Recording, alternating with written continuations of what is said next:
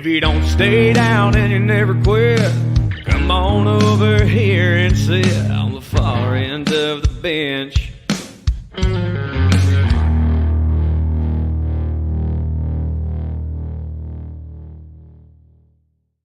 All right. Happy Friday, ladies and gentlemen. Bonus episode of the Far End of the Bench coming at you guys live here on this Friday afternoon. I have a special guest with me, Jared at Jared0_NBA. You can see his social media handle up there.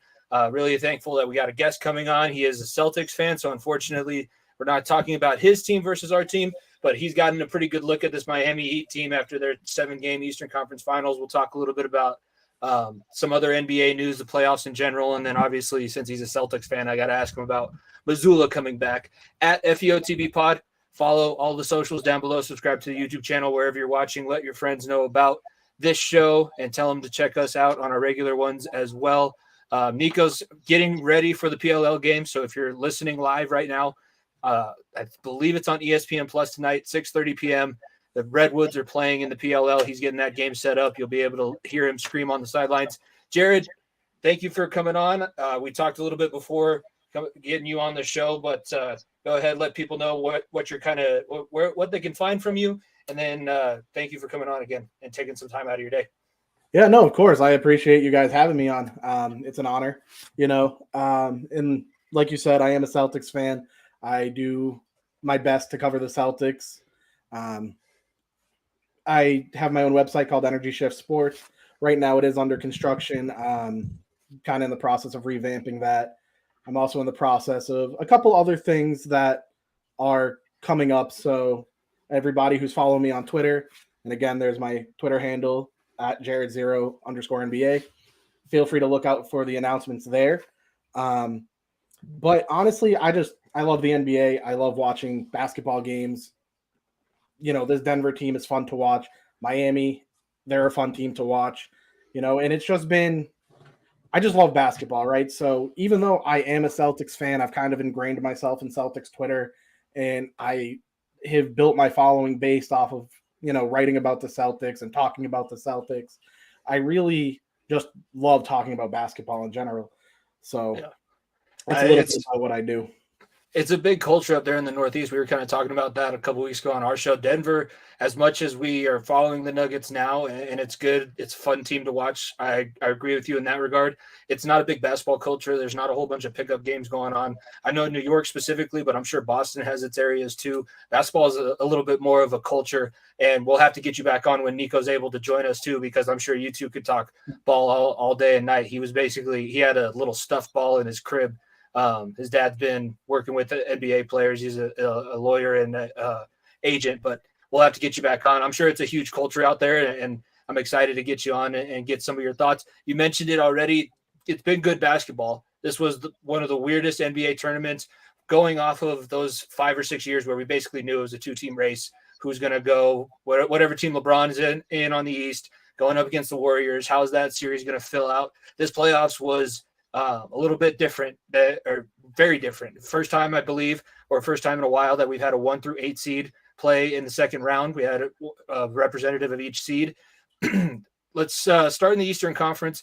The Milwaukee Bucks going down was the first surprise kind of the NBA playoffs. Did you think that were you of the mindset that they were going to be able to overcome the injury to Giannis and bounce back, given that they did have a championship pedigree and seemed to be playing well up in points in that series? So I'm actually going to be honest with you, and anybody who knows me can vouch for this. I actually had Miami coming out of that series for numerous reasons. And this is no disrespect to Milwaukee or Giannis. It's just they're an older team, right? A lot of their players were starting to show regression throughout the season. And after the All-Star break, when they went on that incredible, 29-7 run where they overtook the first seed and everybody just thought they were unstoppable. A lot of what people didn't really notice is that a lot of the teams they played weren't the healthiest, right? Like a lot of the teams were benching their starters or somebody was out injured. And whenever Milwaukee did play against a healthy team, right? We saw it when they played Denver. We saw it when they played Boston. They kind of just got worked over. And, and again, it's no disrespect to Milwaukee, right? It's just their players are older. They were showing regression, and now, they're coming into the playoffs against a healthy Miami Heat team, and we all know what Jimmy Butler is capable of in the playoffs, right? We've seen it a million times before. We're seeing it again. So I honestly had Miami coming out of that series. I did not expect it to only be 5 games. I thought it was going to be a 7-game series. I thought it was going to be one of those, kind of grueling matchups. But obviously, it was 5 games. Giannis did get injured. And there was a period when he came back, I kind of thought Milwaukee was going to come out with some sort of vengeance. And we saw in game 5, Giannis put up a triple-double, and they still couldn't capitalize, right? Jimmy Butler had that explosive 57-game point performance in game 5, and it was just that was special basketball. That was a fun game to watch. And and I think that really is what sparked this incredible run from Miami. They were really hot. It's unfortunate the series in the Eastern Conference Finals went the way that it did, where they were so close to giving up the 3-0 lead, because up until that point, when they had that through the first 3 games of the Eastern Conference Finals, they were the hottest team in sports. It was them. It was Florida over in the NHL. Southern Florida was just on fire. They slowed down. It makes sense because it's a lot of games that you have to play. We learned that the hard way last year. Like, you win the conference, you get it to the conference finals, you're only halfway there. You still have whole 2 other series to try and get through, and there's not going to be a cakewalk. There's not going to be easy series. Up until that point, yeah, you took advantage of a Milwaukee team that wasn't completely healthy. The Knicks are up and down. That's another thing that I kind of wanted to mention too. We were really high on Cleveland, thinking that maybe this would be the year that they win a series post LeBron, beat the Knicks. Didn't end up working out that way. Do you see the Cavaliers in the same way that we do, where they're kind of a team on the rise? Maybe it was a little bit too early this year, but moving forward, if they have the right pieces in place, they already have some young guys that are capable of getting them at least to the dance. Oh, absolutely. I really do love this Cleveland team. Donovan Mitchell's awesome. Darius Garland is awesome. And I was a big fan of them in the playoffs. I really, really did think they were going to make it past the Knicks. And again, I thought that was going to be a 7-game series with, Cleveland making it out. But at the end of the day, they are a super young team, and they don't have a ton of playoff experience. So now that they kind of got that little bit of a taste, I do expect them to be back next year. I do expect Cleveland to be able to – I expect them to be in the semi-conference or the semifinals of the Eastern Conference next year. Obviously, depending on the trajectory of the season, but with in way too early prediction, if they made it to the second round of the playoffs, it wouldn't surprise me. Especially, I mean, the East was pretty top heavy. And when you look at this playoff bracket, after the Celtics, people thought Milwaukee initially, the people in Philly, I know that I have the Rocky poster, but we have pretty good beef with the city of Philadelphia, going back since they lost the Super Bowl and all. They're the best losers in sports is all that we can say, but we've had a feud with them for the last 2 years over the MVP award. I think it's pretty clear now that Joel Embiid was given the MVP because they didn't want to give it to a guy 3 years in a row, but him, James Harden, Doc Rivers, that team was destined to implode. We said that from the very beginning, whether it was the first round or the second round. We thought they could have lost in round 1 in all reality. And yeah, Jimmy Butler going, not even having to play against those guys. We thought that was going to be their kryptonite.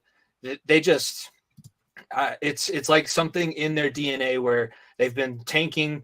They embrace tanking so hard that now the players that they have around them that are supposed to be their superstars can't even bring them past the second round of the playoffs. This is however many years in a row do you start the process over? Is Joel Embiid somebody that you want to build around with his injury history? Philadelphia is in a really weird spot, given they were, a win away from making it to the Eastern Conference Finals, but still, that the way that their season ended, I can't imagine Philly fans are very excited about their future prospect moving forward.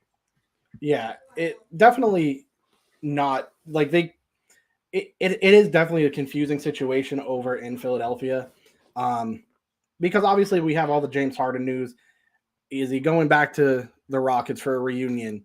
There's reports of him potentially going to Phoenix. There's a potential sign and trade for Chris Paul going to Philadelphia and James Harden going to the Suns, right? Like, there's so many different variables. that it's confusing. But I will say, going into next season, I honestly have somewhat high expectations for Philadelphia because Nick Nurse, I think, is going to be able to unlock a lot of what Tyrese Maxey is going to be able to do. And I think he's going to be able to utilize them in a way that Doc Rivers couldn't. And we're going to see an up year from Tyrese Maxey. I think Tobias Harris, I think he can only get better, right? Like, I don't think he's incredible. I'm not going to call him a superstar or even a star, but I think under a guy like Nick Nurse, these type of dudes can get better, right? Joel Embiid, he is talented as he is, right? And like, you know, he had a great year. The whole MVP going to Jokic versus Embiid, right? It's like, do you rather the MVP or do you rather be 2 wins away from the NBA Finals, right? Like, that's one of those things. It's hard to say. Obviously, I think Jokic should have won the MVP. Am I happy Embiid won it? Yeah, because I think he also, at some point, whether it was last year or the year before, also deserved it. But you want, like, Joel Embiid is a guy you build around. I think a lot of what Philadelphia needed, though, was that coaching change and that culture change. And I think Nick Nurse is going to be able to bring that to them. And that's where we're going to kind of see that up year from them.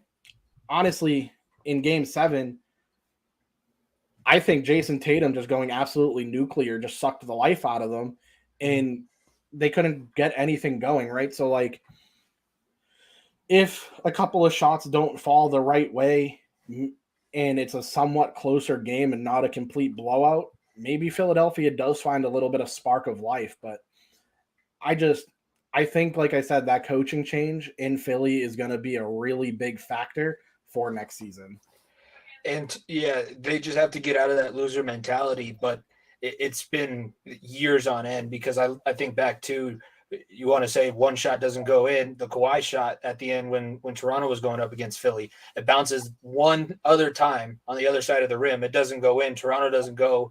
And I think that, Philly would have had their hands full moving forward in those playoffs. But still, it's like, how many times you're going to be that close? How many times you're going to have Ben Simmons wide open under the hoop and he doesn't even attempt a dunk or a layup, and the guy's 6'11"?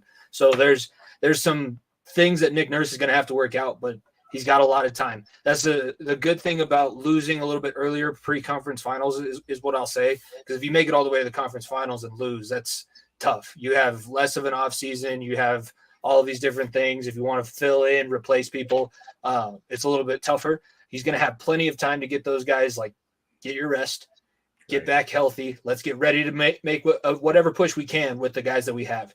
And the East, like I said, they should still probably be in contention for a top 3 seed. I would say top 4 seed. I don't think that they're going to be on the road in the first round of the playoffs next season. I could be wrong about that, but they are still a talented enough team that, yeah, Doc Rivers just getting the loser, no offense, but getting the guy that can lose you the series as easily as a guy like Doc Rivers, getting him out is probably the best thing for your franchise. Let's talk about the Celtics, then we'll move over to the Western Conference. In general, were you pleased? Did you think that it was a little bit shaky? What I heard a lot of the national media, I listened to Barstool, so they obviously have Boston guys sprinkled throughout all their different shows. They were all a little bit nervous at certain times, but they still have a lot of confidence. It does seem this team, they have to figure something to get over that hump. They were in the finals last year and didn't give the series that people were expecting. This year they lose in 7 after possibly coming back from down 3-0.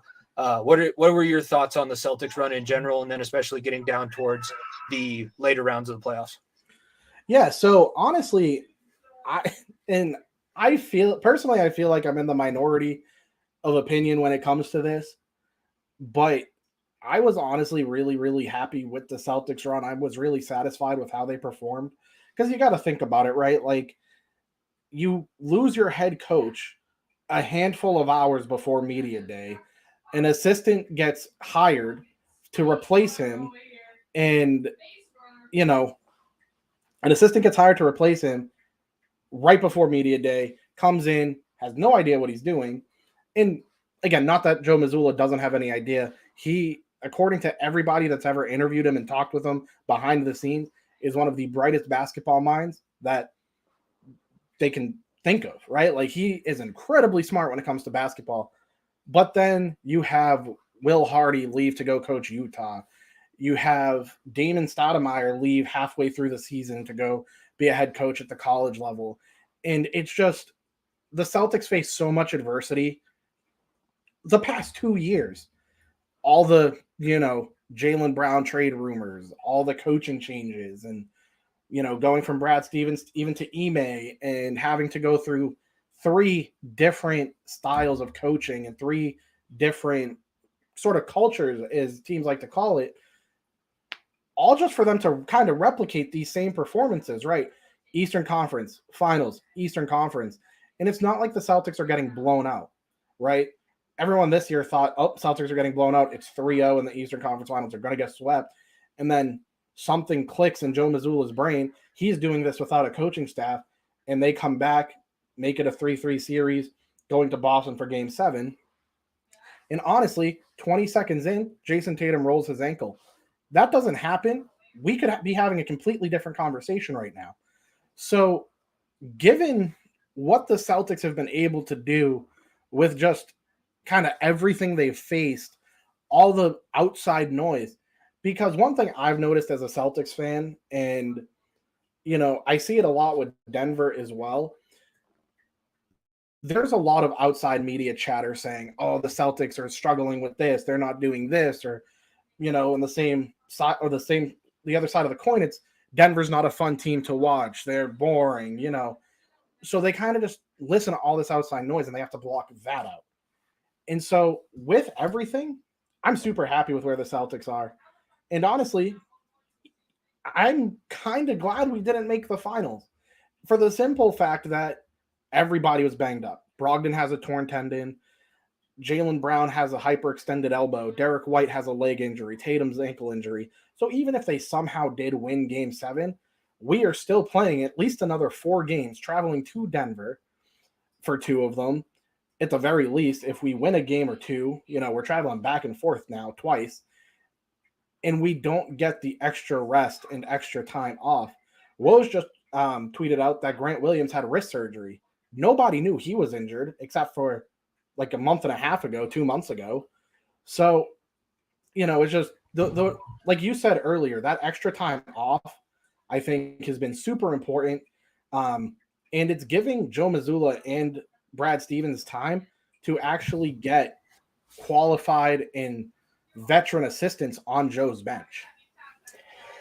Getting your coaching staff in order, and that was a crazy situation. Like, nobody expected Ime Udoka to be suspended for what he was suspended for and then to be out right away. I thought that they were going to give him at least another chance because of the success that the team had, but it was a sticky situation. It was a tough situation to be put into. It's hard. I do think that the Celtics, the Heat are going to be – the Heat are a tough series. They have the capability to win. They proved that on Sunday night in Game 2. But I do think that the Celtics, just with the extra star power, Jason Tatum, if he's able to get healthy at some point during that series, he's another X factor that you got to worry about. And Jaylen Brown, there's just a little bit more firepower that I'm nervous about instead of Jimmy Butler and Bam Adebayo. But it is a much different series going up against the Heat than going to play the Nuggets, where you got Jokic that if you got injured guys that can't get into the paint and slow that big 7-footer down, he's just going to rain buckets on top of you the entire game. For 40 minutes, 48 minutes, however long that he plays, and Malone just said in his in the locker room that he's never taking him out again in the fourth quarter, that he's just going to be killing people in the paint. That's what he's done. And funny enough, it's weird. We talked about this stat last week too. When he scores 40 points, the Nuggets typically don't win. He's got to get that 30, 10, and 20 triple-double, and that's the winning formula, which, I mean, if that's what it takes to win in the NBA, nobody's as good of a basketball player as that guy.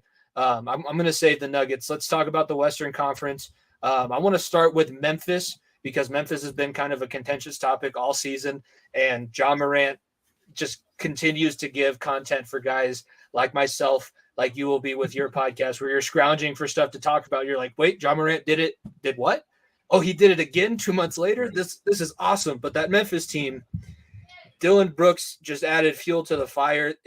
Nico called it a while ago. Like, they were going to be out early on in the playoffs. They had no leadership, they had no experience, and they were just cocky when they probably didn't have the right to be. You can be cocky when you're winning your fourth seed, second seed, first seed in the West in December. But how are you going to fare in April, May, June when the games really count? And we saw they were not ready at all. Yeah, I mean, I'm a big fan of this Denver team. Actually, the Grizzlies follow me on Twitter. I love the Grizzlies. I think they're a fun team. Obviously, Ja Morant, when he's not being dumb and doing dumb things off the court, he's a fun and dynamic player to watch. Something that I do love about the team is I don't think a lot of what they were doing was necessarily cocky. I think more of it's just they're having fun, right? Like, I think those like pregame dances that we see, I think that's fun and it's good for that type of team chemistry.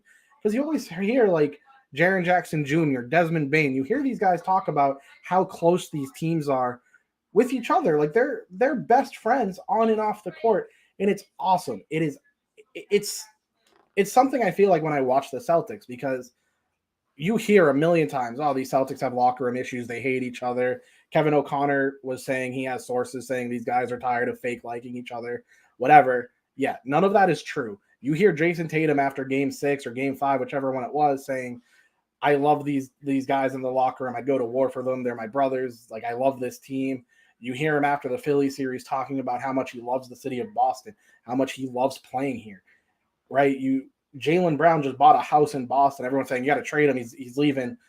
Well, no, he just bought a house here. He started a business here, right? Like, you don't do that if you don't like where you're playing. You know, you see these like pregame rituals that all these teams have, and I just think Memphis is really just a fun team like that. And again, it goes back to the issue that kind of Cleveland faces, right? They're a young team. They don't have a ton of veteran leadership. Like, I could be wrong on this. I think Steven Adams might be their oldest guy, and he's only 29, right? Yeah. And, you know, they struggled with injuries. Brandon Clark getting hurt, Steven Adams getting hurt, Ja hurting his hand. You know, it was a lot of bad luck, and we saw a lot of these bad injuries everywhere in the playoff, right? So, I don't know. It's hard for me to hate on Memphis, but I agree. Like, I don't know what to expect with Ja. I don't know what to expect with the announcement Adam Silver is going to make, but I really think it's going to be in that 40 to 50 game realm suspension. Yeah, it's when it's directly after a game, I get you win. We were giving him crap because he's not even really going to the nice establishments for that kind of thing. Like, I drive past that's in one of the worst parts of Denver. I've driven past it quite a few times, and it's not an appealing sight. And to do something stupid like that right after a game and then come out, have all of this PR, say, I'm never going to do this again. I've learned my lesson. Oops, it happened 2 months after. It just it worries me because of the focus. If you don't have the focus to be able to get through even the first round of the playoff, I don't even know. Like you said, I don't know what to expect from them, because they're going to need to grow up quite a bit just with that mental capacity of, yeah, we can have fun, but we have to take care of business. We can't be just worried about having a good time. We have to be able to actually play the game and move on and do the things that people are expecting us to do. The other first round series in the West that had people's attention, the Kings finally making it back to the playoffs. I think since the Bengals won their first playoff game, they were the longest drought left in pro sports history. And now I think it's the Jets that haven't made the playoffs in the longest time. They end up losing in 7 games to the defending champs, Golden State. Golden State's the interesting ticket here because Draymond, his future's up in the air, and they did not have the depth and they did not have the star power at the top of their lineup. Steph is Steph. He's going to be able to score, and you know he's got to play off of the other guys, because if you just have to shut down one guy, or you can allow a guy to go off and win a series like LA did in the second round, you have some kinks to work out. But that is a team that has all of the championship experience. Their coach is another guy that you can trust with anything, but they are going to have to figure some things out. They might see another year like when Steph and Clay and all those guys were injured all at once, where they're maybe picking up an extra draft pick and people are going to be back again like, oh, crap, Golden State, really? We got to worry about the Warriors again? Yeah. I don't know. That series was something else. I think out of all the playoff series, that is probably my second favorite so far this year. Um, it was so electric. Seeing Sacramento, as hype as it was, light the beam, everything about it was awesome. And yeah, the Golden State Warriors beat us in the finals last year, but Steph Curry is so fun to watch. Mm. And it's not particularly close. Like, he's just so much fun to watch, right? Like, there's nobody who is, I don't know, he's just such a dynamic player and he makes stuff happen all the time. And so seeing that matchup, I had a lot of fun watching it. And I'm not going to lie to you, I really thought Sacramento had them figured out. And when De'Aaron Fox broke his finger and they're like, yeah, he's going to play, I was like, nothing is stopping the Sacramento team. And then Steph went nuclear. Sacramento loses. Yeah. That was really like, it's Steph, right? It's always cool to see him go off like that, but it was kind of like almost like a gut punch. Like, I think everybody kind of wanted to see Sacramento beat them, move on. Because honestly, if Sacramento did beat Golden State, I didn't see anybody beating Sacramento. I thought they were undersold for how dynamic they actually were. Absolutely. But obviously, as we know, like, that wasn't the case. Golden State wins it. I think the biggest surprise for me, though, about Golden State this entire playoff run is, I'm going to use the word regression again, right? Like, Klay Thompson was not great against the Lakers. Jordan Poole was terrible, right? Steph was basically doing everything he could on his own. Mm-hmm. And I think that's kind of the biggest surprise to me, is why Klay Thompson kind of just disappeared. Like, I don't know, and I could have missed this if it was reported or not, but maybe he was dealing with some sort of injury that hasn't been, released yet. And if it has, I might just be behind on the time, but it's seeing a regression like that is kind of major. And I feel like Golden State now has choices to make. Like you said, Draymond's future is up in the air. Steph he's still Steph. I'm never going to count out a team with Steph Curry on it. But what do you do with a guy like Klay Thompson? Do you look to move him to a team like, Stephen A talked about it on ESPN. Like, do you try to move him to a team like the Knicks, right? Or do you just try to see what kind of value he has around the NBA? Because if Klay Thompson returns to his form, he's still an elite shooter, right? So he's got, Kevin Love is still playing. If you can post up, if you can play a little defense, and that was kind of where his game suffered the most. He used to be able to guard your best offensive weapon, and he wasn't able to do that coming off of this last injury. You can play a little bit of defense. You can pull down a couple offensive rebounds, post up in the corner with a nice three ball. You have a very, very long career. So I'm not saying that he's done by any means.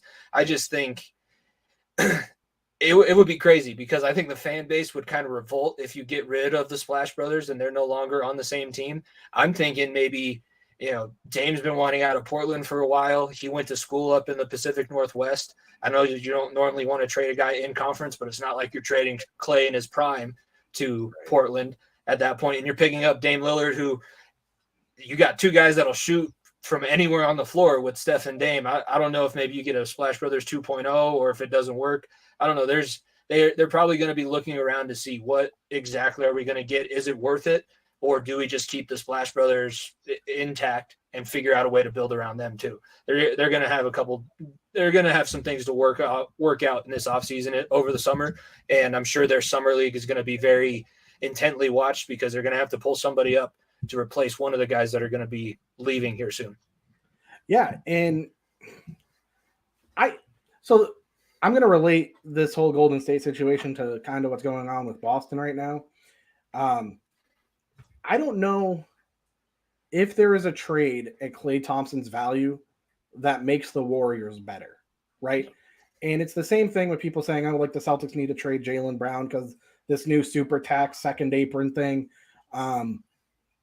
There's not a trade for Jaylen Brown that makes the Celtics better. So, like, I think you're right. Like, I think Golden State's going to be trying to hear out offers about Klay.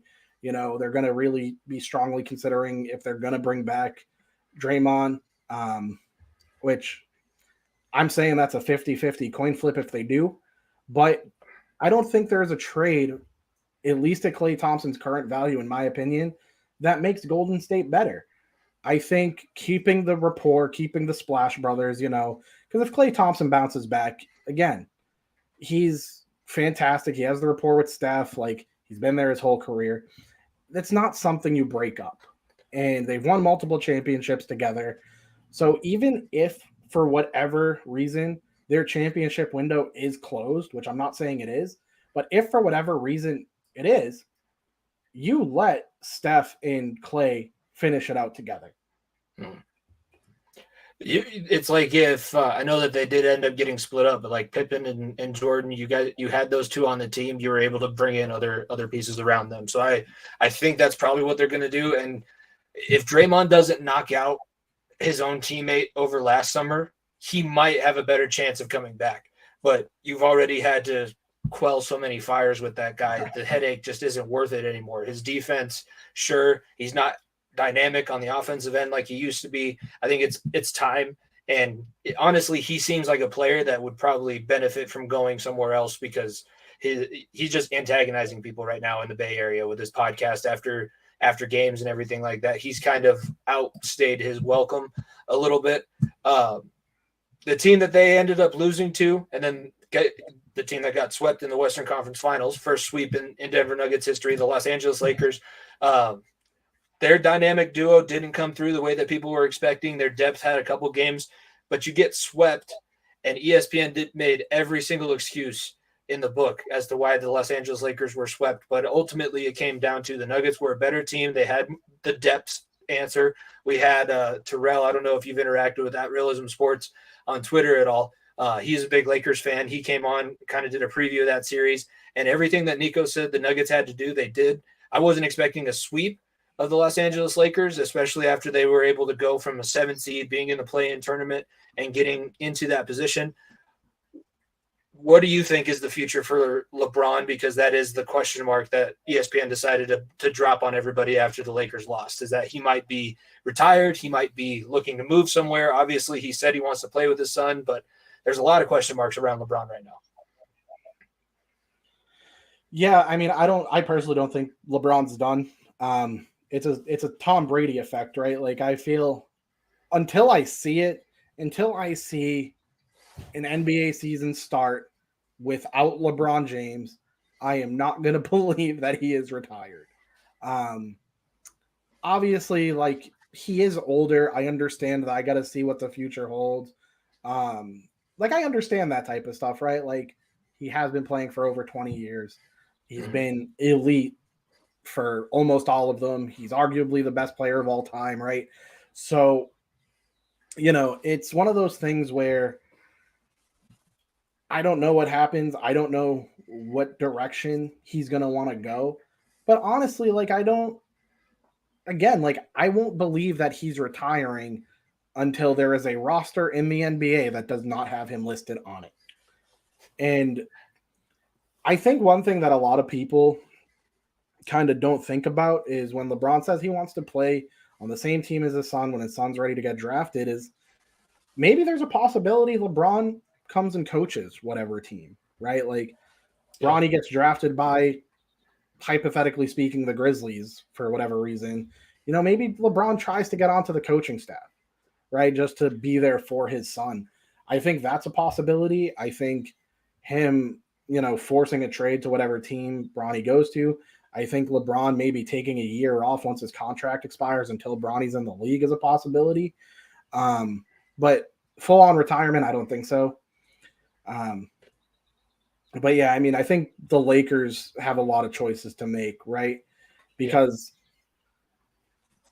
I feel like Austin Reeves is going to have the Duncan Robinson effect, where he's going to take this huge contract and then just hit a major wall in his abilities. Like, he was great for them throughout the playoffs, but he was decent in the regular season, right? And maybe he takes a step back. I don't know, but do the Lakers offer him and match whatever contract he gets, right? Like, then you have D'Angelo Russell, Jared Vanderbilt, Anthony Davis being injury prone. It's like, they just have a lot of choices to make. And I feel like that roster was constructed so quickly and kind of just like, here's a bunch of mismatched pieces, do with it what you can.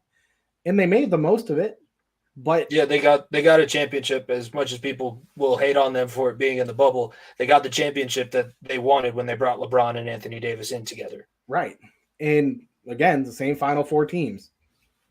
Yeah. Miami, Denver, Boston, Lakers. And weird how that all worked out. Yeah, it was very strange. It honestly was really strange. But no, I think in terms of just the series, though, I also didn't anticipate a sweep. I expected Denver to win in 5, just because, like, I don't know who's stopping Jokic, and I kind of just think that every single time a team is matched up against Denver, like, okay, who are the Golden State Warriors going to put on Jokic? Okay, who are the Lakers going to put on Jokic? Now it's who is Miami going to put on him? When right before Game 7, I'm like, if we win, who's Boston going to put on him, right? Yeah. I think out of everybody, a healthy Boston team matches up the best against Denver. I think Boston probably gives them the most trouble, but like Derek White would not be a fun person to go up against. That's the reason why I'm a little bit glad that Boston didn't make it, because he's 20 minutes away from where I am right now. That's where he went to high school. That's where I'm actually going to his high school tomorrow to coach a little wrestling duel over the summer. Like, he's very close, and he has a lot of ties still here. Like, there's a big contingent of Boston fans solely for the fact that Derek White is on the floor. And what I've seen so far just in the NBA finals, like, he'd find himself open, and he would be a handful for this Denver Nuggets team. As well as they've played, like, that defense is still something that they're struggling with. And that's why, as we look towards the NBA finals, that's why it's a 2-1 series and not a 3-0 series, because in the second game, Denver's defense, especially along the perimeter, was not there. Or when they were there, they were just fouling people. And you cannot foul people beyond the 3-point line. That's just the most ridiculous thing. And it was our most experienced guy in KCP, a guy who's actually won a championship before. Let's talk about the NBA finals, because the Heat, you did just, spend a whole 7-game series trying to figure out how the Celtics and Heat were going to finish up. What did you see in that round of the playoffs? I know you've kind of touched on it already, but going into the final series, what did you see from Miami that was going to be their biggest strength moving into the NBA final series? Honestly, going into the finals, I just think the willpower and determination was their strongest thing. And I've said it. I know countless other people have said it. The question has always been, what does Miami have left in the tank? That was a grueling 7-game series against Boston, right? Like, that wasn't simple. That was a rough 6 games against the Knicks. That wasn't easy, right? And, like, flying to Denver, like, that altitude is nuts, right? Yeah. Like, I can't imagine it's easy to play in. And I know that it's a professional sports team. They have the equipment to kind of help, overcome that stuff. But, like, it has to be so draining. And just my question has always just been, what does Miami have left? And I think they're just kind of running on sheer willpower. Like, Caleb Martin shot lights out against the Celtics. It makes me sick to my stomach. He is 2 for 12 from 3 this series so far. Yeah. He has not played well at all. Max Strus had a good game in game 2, but has basically been a ghost in game 1 and 3. Gabe Vincent and Bam have been the only 2 consistent players for Miami, right? So it's like, it's just really tough to think, like, Denver had all that time off. They're used to the altitude. They're used to traveling to and from it. It's where they play all year long, right? Jokic, everyone's like, he's out of shape. He's this, he's that. And, like, yeah, his movements are funny. The way that he runs up the court, the way that, he posts people up and shoots but it works. Whatever he's doing is working for them. Yeah, so it's efficient for him. He's, I don't know. I said it a couple weeks ago. He'd be some kind of special forces in an Eastern Bloc. He'd be like going up against Rambo if he wasn't playing basketball, because he knows how to move his body. He's gotten himself into, like, he's in his prime. He's purely in his prime. When he got in, he was awkward and gangly and fat, and he slimmed himself down to like 275, and he bangs in the paint. Like he just works to the basket. His arms are beat to hell after every single game, but he moves himself in an efficient way, and he just gets himself in scoring positions. No, and that's the thing, is like Bam is a good player. I don't think he's great. I don't think he's an elite center. I think he's good. I think he's like kind of on that border of good to great. Mm-hmm. But like he's been having a fantastic series, right? Like Bam has been averaging 23 points a game, 13 rebounds, and 4 assists throughout the final so far. And honestly, it's like, what more can you get from a guy like that when he's matched up against Jokic? And then not only that, but like the size difference of the games, like Aaron Gordon is huge compared to half these guys in Miami. Michael Porter Jr., he's been playing awful, but like Denver hasn't needed him. Yeah. Right. Like they haven't needed him to step up. And even in game 2, it was a missed Jamal Murray 3 away from being a 3-0 series, or at least going to OT to make it a potential 3-0 series, I should say. Yeah. And like Jamal Murray's hit that shot a million times before, right? So it wasn't a good look either. He had a guy right in his face. Yeah, but like, again, even he said it. He's like, I've hit that shot a million times. It just didn't go in. Like, I don't know. I think Miami, for the most part, has been playing about as close to perfect as they possibly can. And Denver is not.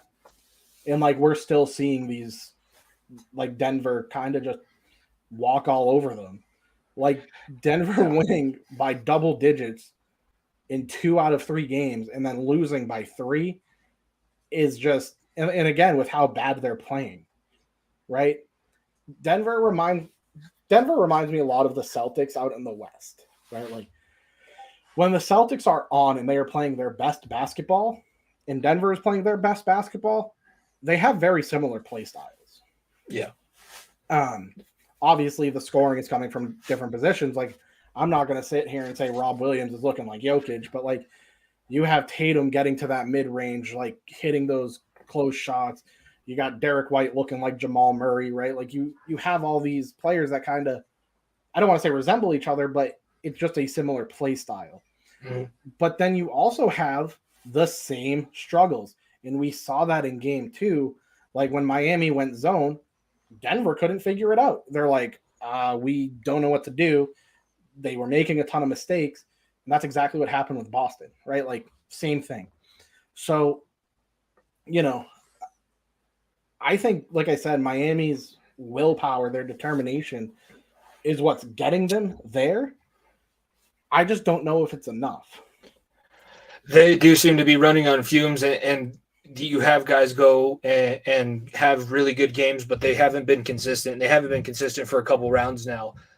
Consistently, the Denver Nuggets bench has been kind of their savior. When they got down by 15 and Michael Malone took that timeout early in the first quarter, he said, like, I don't worry about the offense. The offense is going to come. We're going to be able to score. And that was proven. They got back into the game. They took the lead, held on to the lead until later on, I think in the third quarter is when Miami finally took over in game 2. It's just making sure that you got guys in the right spot. And when the bench comes in, you have to make plays. And Christian Brown is one of the unsung heroes because he's not having the biggest stat lines. He is all over the floor causing turnovers. They were talking about it up until him entering game 2. Miami was leading the turnover battle. All of a sudden, there's a steal, there's movement in transition, and Christian Brown is bringing energy that you want a guy that's in that position to bring as a rookie. He's got it's almost like he doesn't realize, I'm not in the NBA Finals. I'm just playing in my backyard. I'm trying to poke the ball away from Jimmy Butler. Yeah, he might be one of the top 5 best players in the NBA right now, but I'm going to steal the ball away from him. I'm going to make a chance for my team.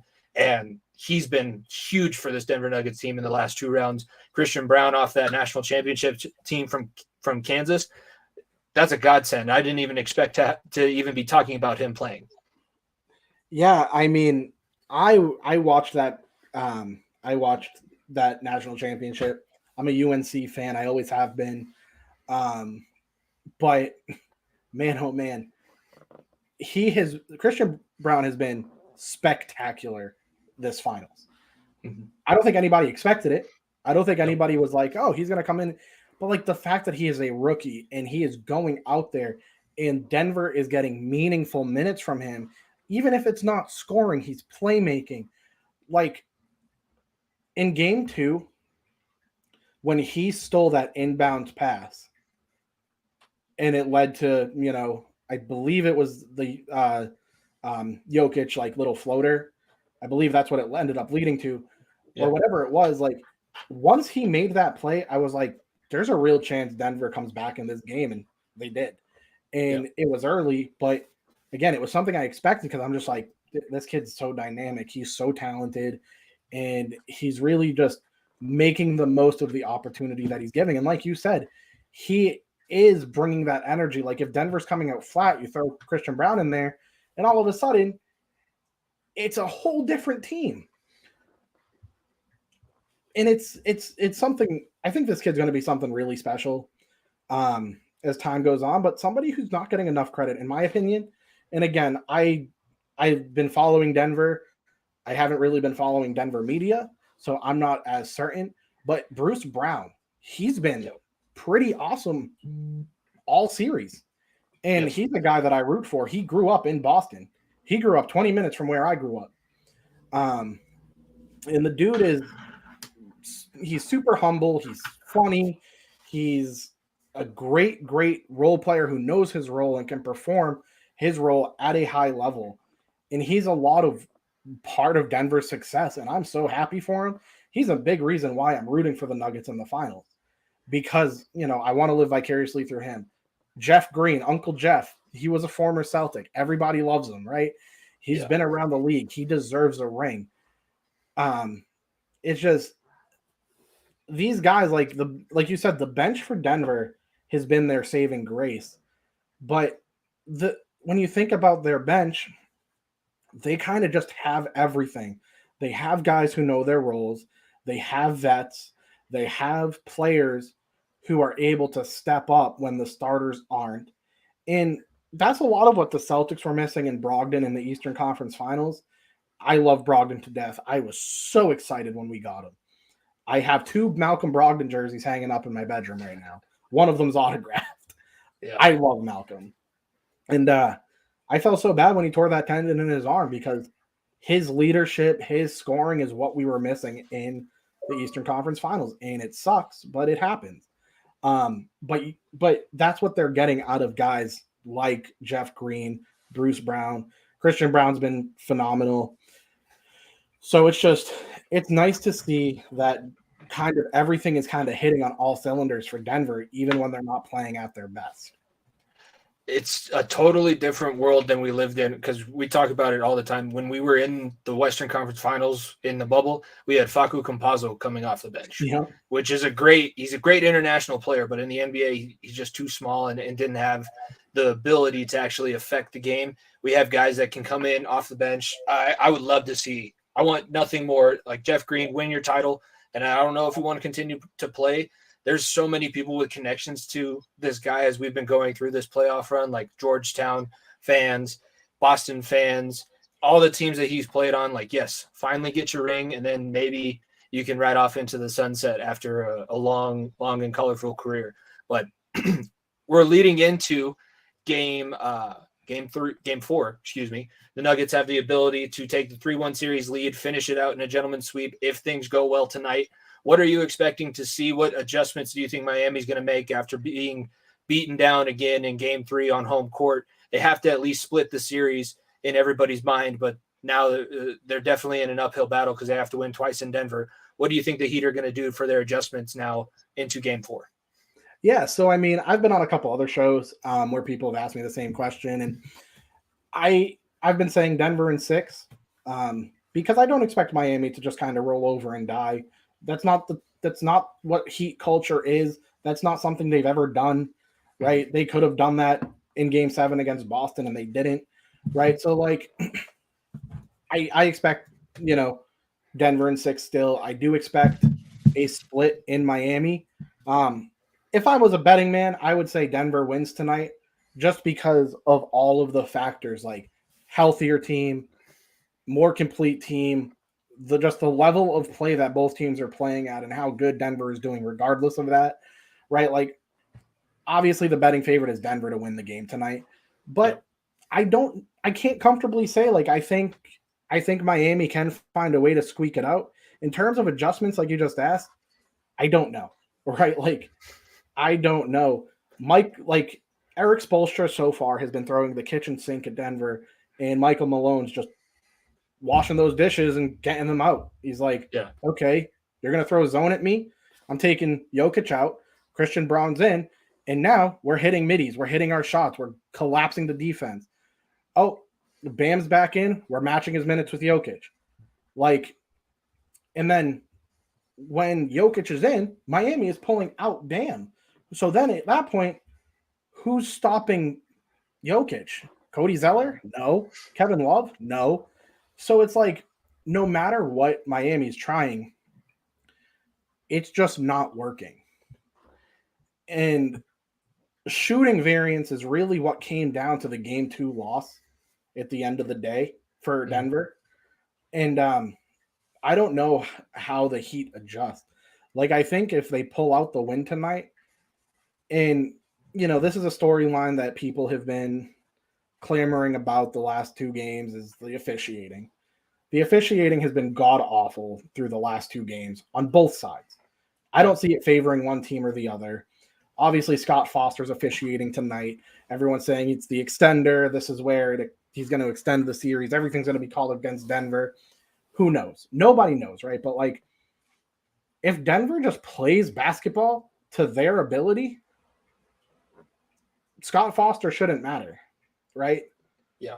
So they're in control. Like, they're in the driver's seat. Winning game 3, I thought that the Heat were going to have a much harder punch going back to home court and then giving themselves possible momentum to be in the other side. The Nuggets win the other night was absolutely monumental for the franchise because you just have to figure out 2 more. And there has not been a single thing. Like Duncan Robinson coming in, he added a lot of offense when he came off the bench in game 2. You're not going to get that consistently. You're not going to get guys to miss shots for this Denver Nuggets team consistently. And if they are, there's going to be some kind of rotation. Like in-game adjustments, Spoelstra has the edge. Post-game, going back, watching the film, I'd say Denver and Michael Malone has had the edge throughout the entire playoffs because every time that the Nuggets have lost, very rarely, if I don't even know if it's happened in this run, they don't lose 2 in a row. That's just not something that they've shown that they're doing. They were able to split in Arizona with CP3. He was hurt, but Devin Booker and KD, they were able to come back, sweep the Lakers. They've been just on an absolute tear, and they seem to be just finding all of their momentum. And Michael Porter Jr. hasn't even gone off yet. You can't tell me that he's not going to have one game in this final series where he's not going to just shoot the lights out from 3. I feel like that's coming. And that's the storyline that nobody's really talking about, except for like Aaron Gordon and the reporters for Denver. Because the few reporters that I do follow on Twitter have been talking about that. Like, and I'm pretty sure Jamal Murray said it. I'm pretty sure Michael Malone said it. Michael Porter Jr. hasn't shot well. And he's going to have that game that helps them win the championship. Aaron Gordon said that. I'm pretty sure he also said to Michael Porter Jr., it's going to be awesome when the Monstars give you your skills back, right? Like, I thought that was hilarious. And honestly, like, they're not wrong. Like, and again, that's where the shooting variance came in for game 2. In Miami, right now, is shooting 37.6% from 3, but they're only averaging 99 points a game.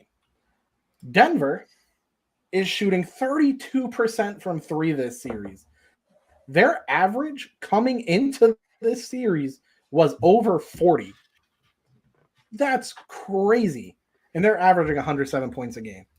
And that's where I don't know what type of adjustments Miami can make outside of just crossing their fingers and saying, I hope they're shooting variance so that we can get back into this. And like I said, I don't expect Miami to roll over and die. They've been a fantastic road team all playoffs. So even if for whatever reason they go down 3-1, I think it's possible for them to pull a game out in Denver. But I also just, if they go down 3-1, I think Denver just delivers that knockout punch. Like, I don't think this goes past 6. You know, I can't see it going past 6. If it does go to 7, I would be surprised. Even if it does go 7, I still feel like I would pick Denver to win it. But, it just feels like this is Denver's year. Like, to me, it just feels like this is their year to take it. And honestly, they deserve it. Both teams deserve it. I'm not going to lie. Like, as much as it pains me to say, both teams deserve it. And I probably let fan bases of teams dictate a little too much how I feel about them. I had the entire state of Florida in my DMs sending me death threats, calling me a loser and whatever, because I made a post that Max Strus was corny on Twitter. And I thought it was hilarious, but 4 years later, after beating Boston, finally, he posts something about being waived. Like, no one cares. I thought it was corny. Apparently, the Miami Heat fans that only watch 10% of the season, and that's the playoffs, decided that they were going to take it personal. But honestly, like, both teams, both Miami and Denver deserve this. But the main reason I pull for Denver is, like, both teams have the underdog story of, like, oh, Miami, we're not supposed to be here. But Denver has the individual player underdog. Jokic, nobody thought he was going to be this good. After Jamal Murray's injury, everybody was like, oh, he's not good. He's washed now. He's never going to replicate his bubble performance. Michael Porter Jr. having surgery 18 months ago, insane. Aaron Gordon, everybody was criticizing him outside of Orlando, and he's showing up. Bruce Brown wasn't amazing for Brooklyn. Jeff Green, obviously, like, all of these guys individually have these, like, crazy cool underdog stories. And I want so bad for Jamal Murray to kind of prove everybody wrong. I absolutely adore him. He became one of my favorite players to watch in the bubble when him and Donovan Mitchell had that awesome 7-game series. And I wish I wish so bad that they just did a 7-game series of one-on-one, because that would have been awesome. That was where Bubble Murray exploded, and now it's no longer, it's just Jamal. That's who he is. He's the Maple Hammer, and yeah, having him and Jokic, that kind of duo, that leadership, the chemistry that they show, I feel like they're going to be together for a long time here in Denver. And as long as they're on the same team, you can rebuild, retool, however you're going to do this thing. But it's finally, everybody's healthy. This is the best run. I'm knocking on all the wood, because if Nico does end up listening to this, I don't want to be the reason why there was a jinx. But, like, this is kind of the culmination of 3 years of work since the bubble. The management team decided, we have the team to do this. Let's go get Aaron Gordon. Let's go build around these 2 stars that we drafted and have developed, one during a Quesarito commercial. And let's go ahead and figure out a way to get this thing done. I'm expecting the Nuggets to. I'm hoping for 5. Nico's hoping for 5, because then he'll be at the Larry O'Brien clinching game. But if it does be, I agree with you. 7 games seems like it's going to be too much. The Heat are kind of running out of steam. That's going to kind of wrap things up for us. Jared, I really appreciate you coming on again at Jared0_NBA. I appreciate it. You brought a lot of cool insights, and like I said, we'll get you back on when Nico's here, so you guys can just go back and forth talking ball, because we have basketball fans that listen to the show. They know I try my best, but I can't hold a candle to what Nico can bring to the table.